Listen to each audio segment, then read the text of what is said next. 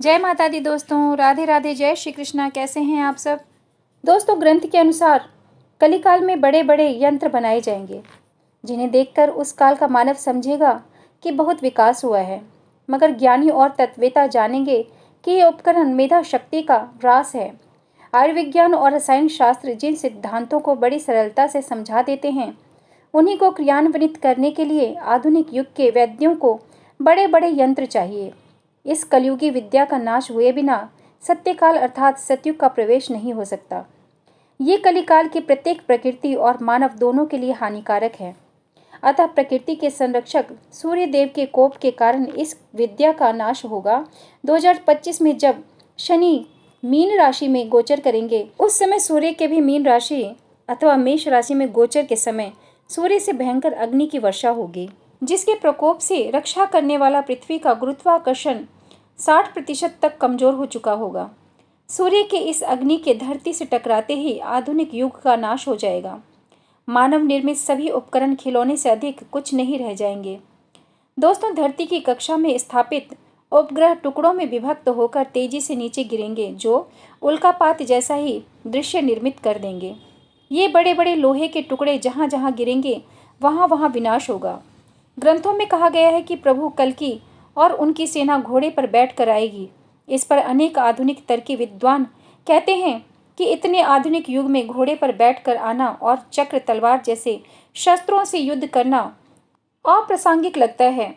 उनकी छोटी बुद्धि में ये बात नहीं आती कि आज की वैज्ञानिक उपलब्धियां दिव्य वस्तुओं के आगे तुच्छ है। साथ ही जब 2025 में सौर तूफानों के कारण ये आधुनिकता समाप्त हो जाएगी, तभी तो खड्ग जैसे शस्त्रों की पुनः आवश्यकता होगी। इसी समय बलभद्र के कोप से कल कारखाने शून्य में विस्फोट होंगे। संसार युद्ध और आंतरिक कलह के कारण अर्थव्यवस्था का नाश देखेगा। तो क्या हम पाषाण युग में प्रवेश करेंगे? दोस्तों, वर्ष 2025 के बाद सतयुग के उदय तक के कुछ वर्ष पाषाण युग के ही कहे जा सकते हैं, क्योंकि ना तो बिजली होगी और ना ही कोई अन्य उपकरण कार्य करेंगे। उस समय जीवित बचे रहना ही एकमात्र उद्देश्य नजर आएगा। सत्यकाल के प्रकाश के बाद प्रभु कल्कि अपनी सुधर्मा सभा में विश्वकर्मा को आज्ञा करेंगे कि सारी पृथ्वी पर सत्यकाल के विज्ञान और विद्याओं को स्थापित करो, अन्यथा मेरे द्वारा बनाए गए राजा राजत्व नहीं कर पाएंगे। प्रभु का निर्देश प्राप्त कर विश्वकर्मा पुनः उसी दिव्य विज्ञान को प्रकाशित करेंगे जिसे कलयुग के प्रारंभ काल में लुप्त कर दिया गया था।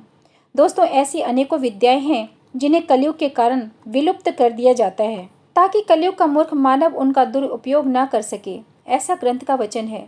उन सब का पुनः प्रकाश काल का समय सत्यकाल है।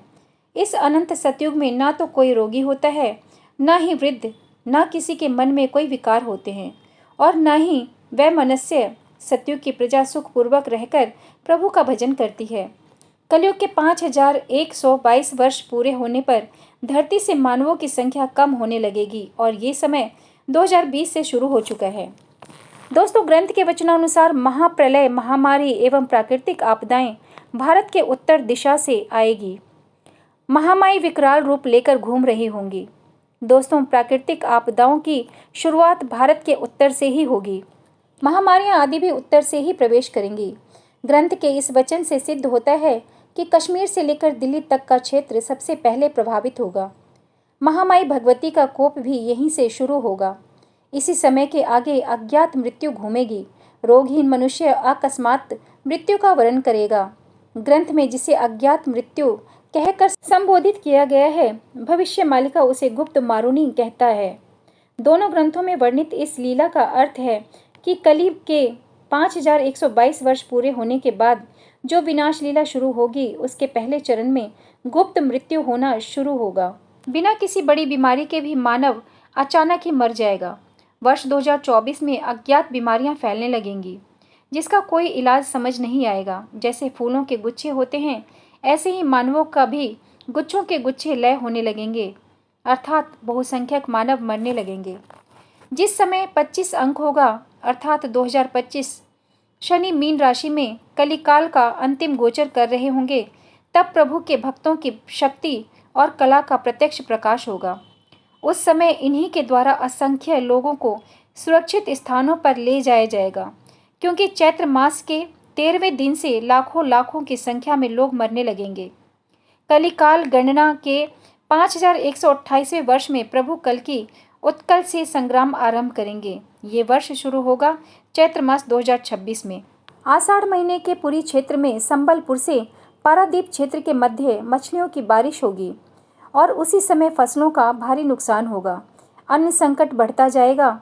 जब ऐसी स्थिति देखो तो समझ लेना धरा अंत की ओर है। संकेत साफ दिया गया है कि मूलतः पूरी क्षेत्र के आसपास जब मछलियों की बारिश होगी तभी ये लीला घटित होगी। कालखंड को स्पष्ट करते हुए कहा गया है कि महीना आषाढ़ का होगा। संभवतः यह घटना 2024 23 जून से 21 जुलाई अथवा 2025 में 12 जून से 10 जुलाई के मध्य ही होगी।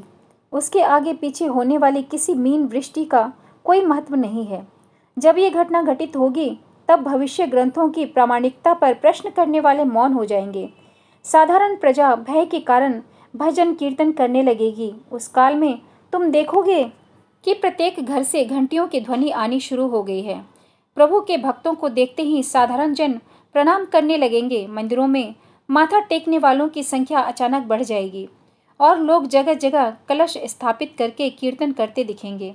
अंक 2024 चैत्र मास जब सूर्य मेष राशि में गोचर कर रहे होंगे, उस समय चीन भारत पर हमले की तैयारी करेगा, जिसका मुख्य कारण भारत की संपदा को लूटकर क्षेत्रों पर अधिकार करना होगा।